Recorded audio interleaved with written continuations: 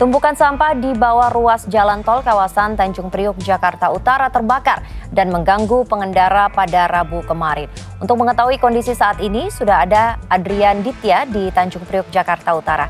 Adrian, bagaimana fakta di lapangan hari ini? Ya, selamat pagi Ratu dan juga pemirsa Fakta 62. Saat ini saya berada di samping atau di pinggir dari kolong tol Papanggo, Kecamatan Tanjung Priok, Jakarta Utara yang menjadi TKP dari adanya peristiwa kebakaran yang terjadi pada hari kemarin, di mana lokasi tempat saya berdiri saat ini, tempat saya memandang memang dipenuhi oleh puluhan atau sepanjang 1 kilometer di lokasi saat ini memang dipenuhi oleh sampah, di mana lokasi saat ini dipenuhi oleh sampah-sampah rumah tangga, di mana tadi kami juga berbincang dengan warga yang ada di sekitar lokasi kejadian. Sampah rumah tangga ini memang mendominasi area ini, di mana kejadian semacam ini sudah berlangsung selama lebih dari 10 tahun. Hal ini memang dikarenakan para warga yang ada di sekitar lokasi ini tidak mendapatkan atau minimnya petugas kebersihan begitu yang mengangkut sampah-sampah mereka dari limbah rumah tangga yang mereka produksi setiap harinya, hingga akhirnya warga ini berinisiatif secara mandiri begitu untuk membuang sampahnya ke lokasi-lokasi yang dianggap tidak akan menimbulkan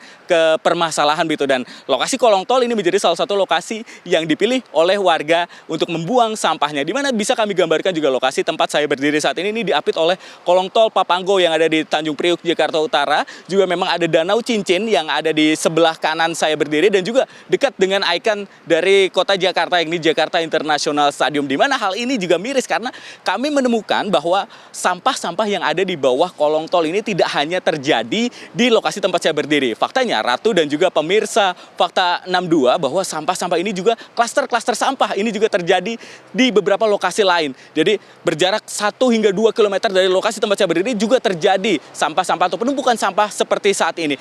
Memang kebakaran yang terjadi kemarin ini tampaknya memang hanya sebagai puncak gunung es begitu dari permasalahan sampah yang tidak tertangani dengan baik begitu oleh warga, sehingga warga ini kemudian memutuskan untuk membuang sampahnya di area kolong tol yang tidak dilalui oleh warga, oleh siapapun begitu. Dan memang bau hangus dari sisa kebakaran dan juga aroma semerbak begitu dari sampah ini harus saya nikmati ketika memang saya melaporkan di lokasi ini. Dan hal ini juga memang yang juga dikeluhkan oleh warga yang tinggal di lokasi ini, karena memang dengan tidak adanya memang penanggulangan sampah yang secara menyeluruh begitu, memang sempat ada pembersihan begitu yang dilakukan oleh petugas untuk membersihkan sampah di area lokasi ini. Namun tidak butuh waktu lama, Ratu dan juga pemirsa Fakta 62, untuk mengembalikan lokasi seperti saat ini, di mana sampah-sampah yang terus dibuang oleh warga ini kemudian akhirnya menumpuk dan tidak tertangani dengan baik. Hal ini juga karena memang akses untuk menuju lokasi ini tidak bisa dilalui oleh kendaraan roda 4, dan kami